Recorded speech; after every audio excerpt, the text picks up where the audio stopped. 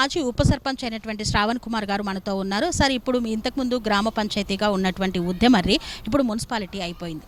ఇప్పుడు కార్పొరేట్ ఎన్నికలు కూడా వచ్చేసినాయి. సో ఈ నేపథ్యంలో మీ ఊరు ఎలా అభివృద్ధి చెందాలని మీరు కోరుకుంటున్నారు? గతంలో గ్రామ పంచాయతీ ఉన్నప్పుడు పలు సమస్యలు మేము తీర్చాము. ఇప్పుడు మున్సిపాలిటీ అయిన తర్వాత మొన్న 15 రోజుల క్రితం 4 కోట్లతో శంకుస్థాపనలు చేసుకున్నాము. డ్రైనేజ్ కానీ, సీసీ రోడ్స్ కానీ, కొన్ని ఇందిరా మిల్లు కూడా రావడం జరిగింది. ఇంకా ఏమైనా ఉంటే మున్సిపాలిటీ అయింది కాబట్టి ఖచ్చితంగా ఏ వార్డుకు ఆ వార్డుకు డివైడ్ అయ్యే ఫండింగ్ వస్తుంది కాబట్టి ఖచ్చితంగా డెవలప్మెంట్ చేసుకోగలుగుతాం. మేము మున్సిపాలిటీ ద్వారా కూడా డెవలప్మెంట్ చేసుకోగలుగుతాం. మీరు ఉప సర్పంచ్గా కాంగ్రెస్ పార్టీ తరపు నుండే ఉన్నారా సార్? అవునండి, కాంగ్రెస్ పార్టీ ద్వారా. సో మరి కాంగ్రెస్ పార్టీ అందించినటువంటి సంక్షేమ పథకాలు అప్పుడు ఎలా చేరాయి, ఇప్పుడు ఎలా చేరబోతున్నాయి? అప్పట్లో కొన్ని స్కీమ్స్ నేను ఉప సర్పంచ్ ఉన్నప్పుడు టీఆర్ఎస్ గవర్నమెంట్ ఉండండి. తర్వాత మేము 10 years నుంచి మేము అధికారంలో టీఆర్ఎస్ గవర్నమెంట్ ఉండే. తర్వాత మేము కాంగ్రెస్ గవర్నమెంట్ రావడం జరిగింది. గత 2 సంవత్సరాల నుంచి మేము వచ్చిన తర్వాత రేషన్ కార్డు ఇవ్వడం జరిగింది. ముఖ్యంగా పేద ప్రజలకు రేషన్ కార్డ్స్ లేకుండే.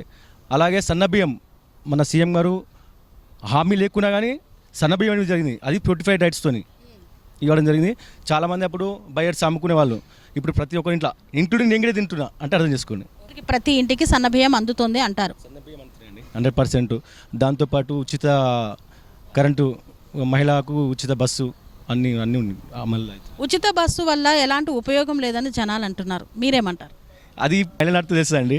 వారు ఈరోజు మా ఉద్దమారు నుంచి సుమారు 200 మంది కూరగాయలు అమ్ముకునికి టౌన్కి వెళ్తారు. వాళ్ళకి తెలుస్తుంది ఎంత మందికి ప్రయోజనం ఉందా లేకపోతే లేదని. వాళ్ళు ఒకరోజు ఇక్కడ నుంచి టౌన్కి వెళ్ళాలంటే 100 నుంచి 200 రూపాయలు ఒక వ్యక్తికి అవుతాయి. అది వాళ్ళని అడిగితే ఖచ్చితంగా చెప్తారు. అది గవర్నమెంట్ ఇలా మంచిగా ఉందా లేదని వాళ్ళని తెలుస్తుంది. రోజు వాళ్ళు కూరగాయలు చేస్తున్నారు మహిళలు.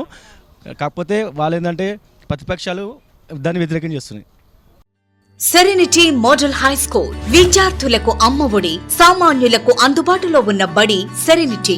మేడ్చల్ జిల్లాలో మేటిగా నిలిచి సాటిలేని ఫలితాలను సాధిస్తున్న #1 స్కూల్ సెరెనిటీ. మా ప్రత్యేకతలు ప్రతి విద్యార్థి పట్ల వ్యక్తిగత శ్రద్ధ, activity based learning and digital classrooms, computer lab, 100% ఫలితాలు, sports and cultural activities, yoga, abacus మరియు Vedic maths education. Please visit Serenity Model High School, Nagaram. Admissions are in progress.